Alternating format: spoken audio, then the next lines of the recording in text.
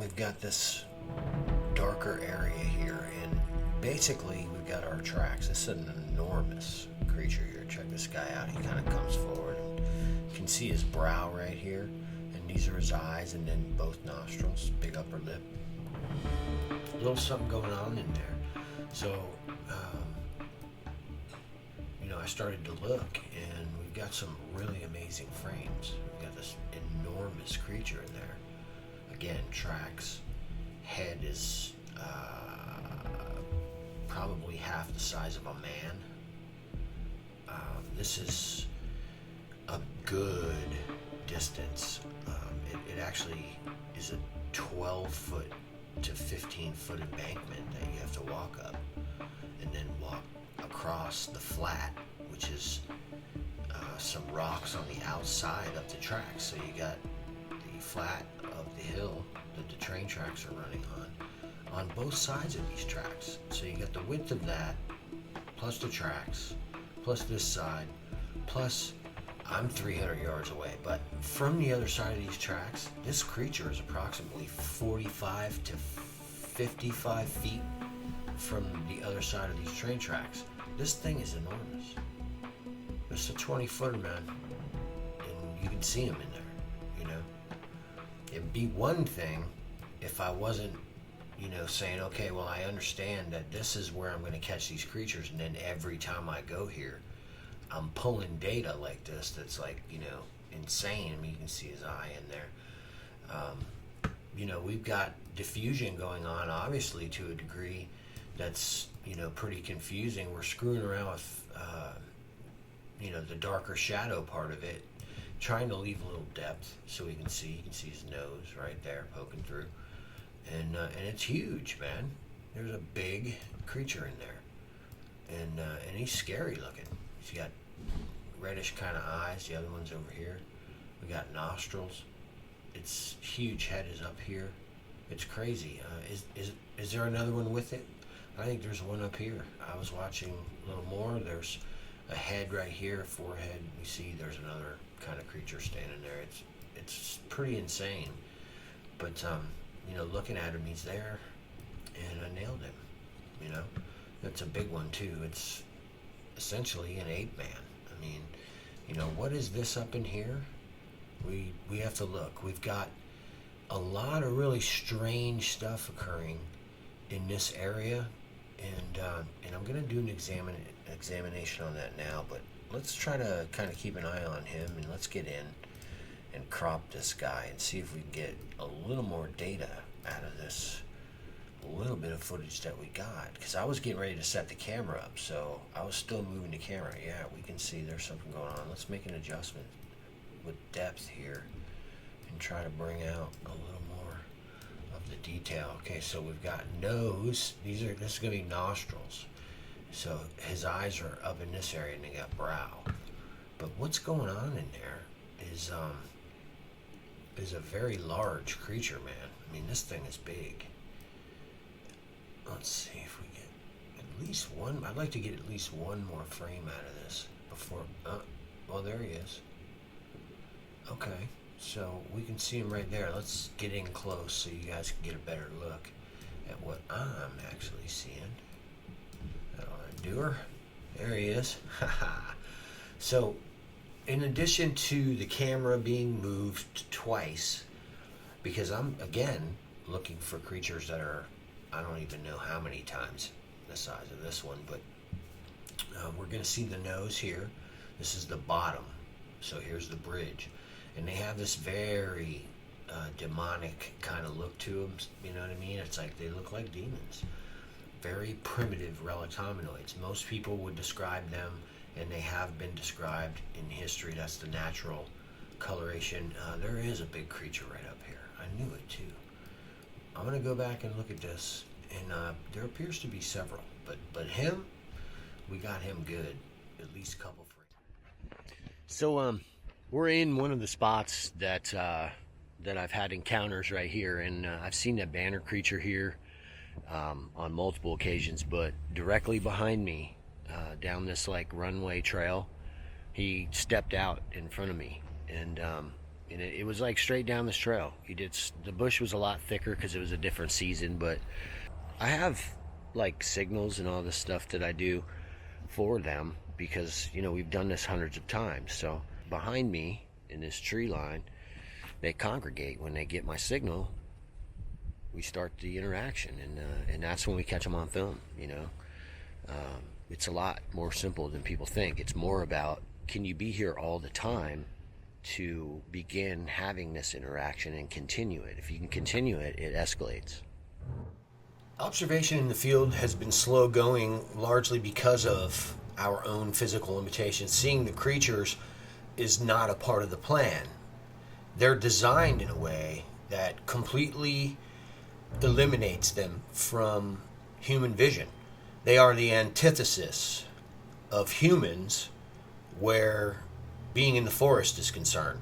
Human beings like wearing big orange vests. You can't even tell if this creature is there. Let's zoom in and take a look, and then we'll talk about it. The many kinds of hominoids that exist in the state of Florida.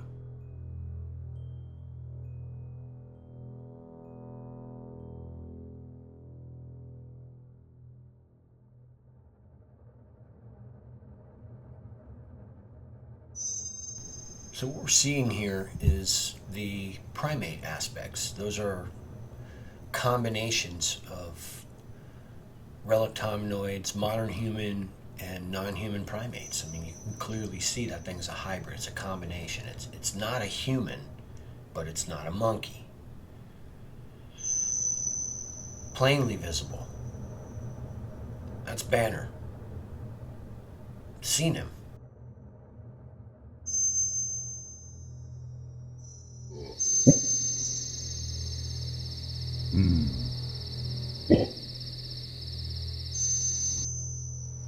Observation in the field has been slow going largely because of our own physical limitations. Seeing the creatures is not a part of the plan.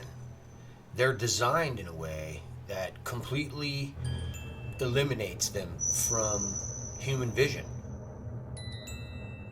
We're in the beginning of learning to document these achromatic giants. And in the beginning, you have to run through the gambit of recognition exercises on each one of the individuals because they look drastically different from each other, both in sizes and in the soft tissue, which is basically this shape of the skull. The tissue that's on top of the skull looks a lot different because the skull underneath it is different.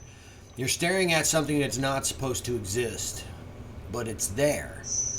Now we have to continue learning about it because what we're finding concerns us all. These first glimpses of these enormous creatures are but the beginning. As we learn more about them, identifying these enormous creatures in the field will get easier and the footage will get clearer. This is how it works with persistence.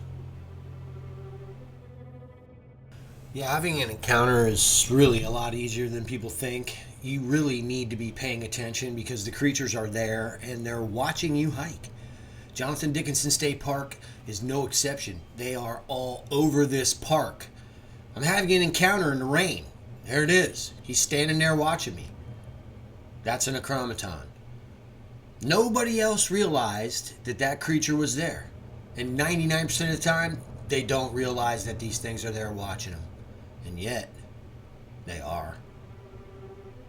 Your thinking on this does not change reality.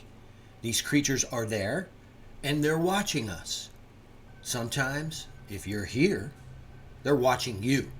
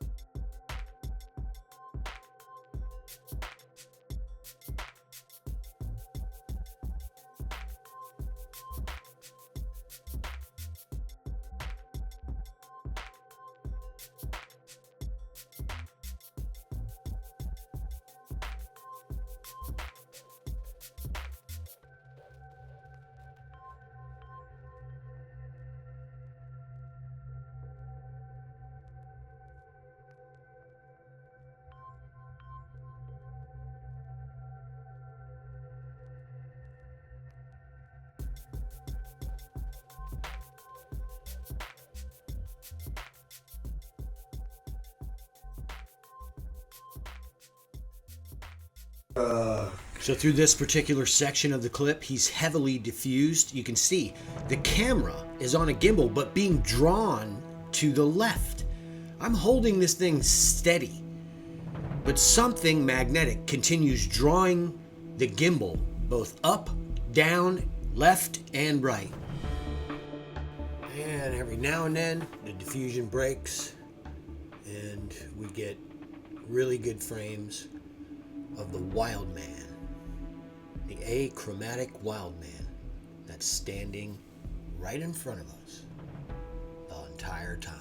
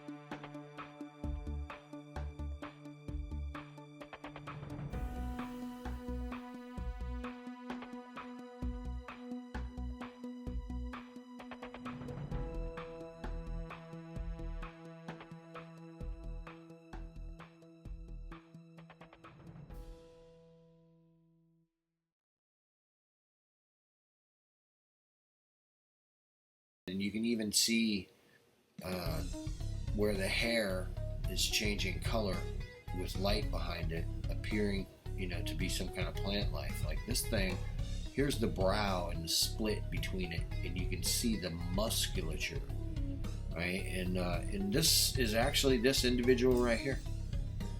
This is him. See this?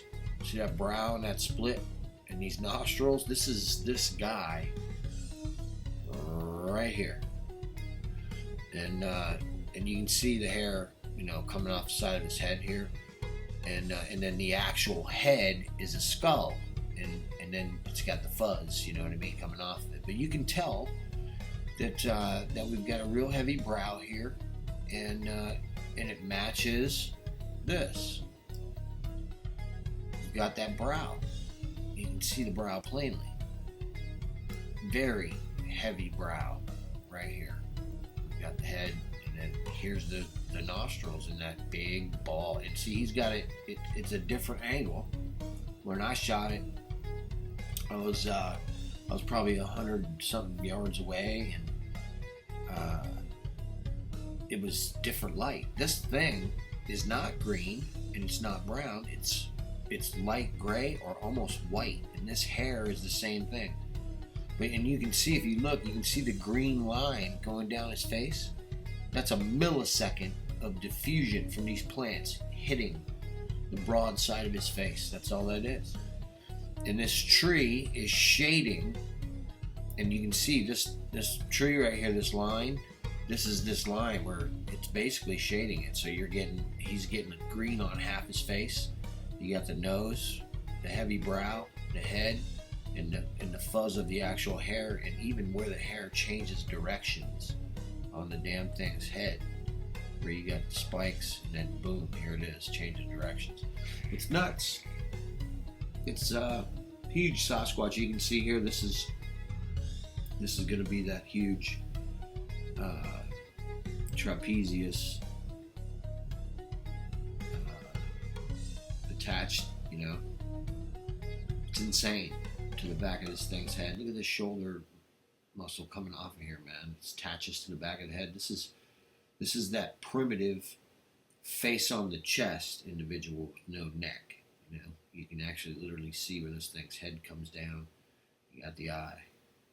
It's incredible, man. So when you go through, look at the shots, understand that's him, and that's him hiding. There's the actual distance.